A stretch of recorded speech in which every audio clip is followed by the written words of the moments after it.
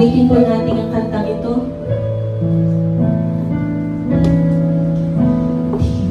Sapat aking mga gawa sa pagkilapot sa Diyos na dakila. Di magsapat maging ang salita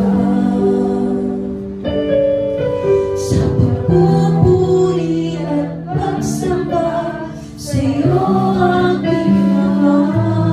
Sitwasyon, ang mga sitwasyon at pagkakataon, magmamahal, magtatapat sa iyo.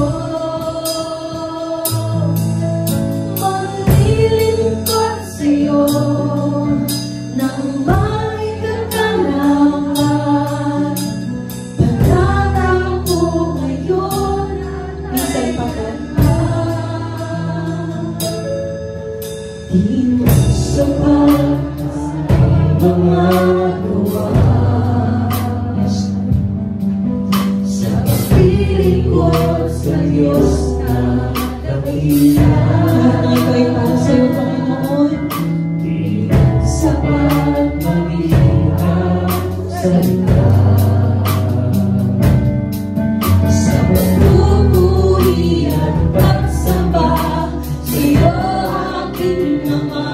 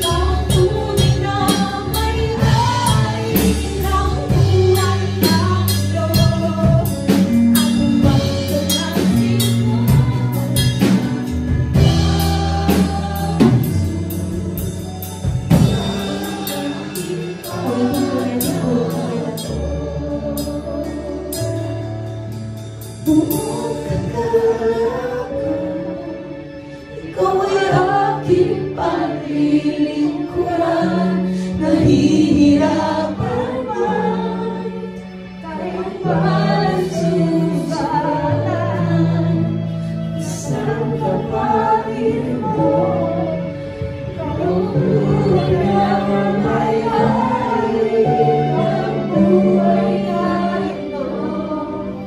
Ano bang nanasin ko? Gawin mo natin ang ating makanang kami sa ating mga puso at sabihin natin sa Diyos na tayo ay may kagalahan sa paglilingkod sa Kanya.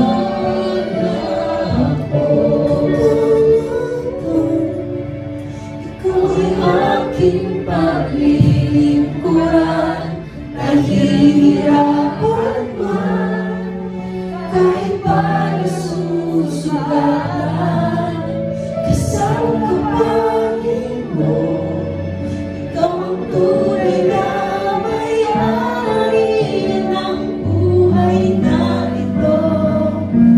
Ano bang nanasin ko, basta't ikaw, Jesus, ikaw ang gantimpala ko. Buong kagalakan, ikaw ay aking paglilingkuran, nahihirapan man, kahit paano susugalan, kasang kapatid mo, ikaw ang tunay na may-ari ng buhay na ito. Ano mang nanasin ko, basta't ikaw, Jesus, ikaw ang gantimpala ko.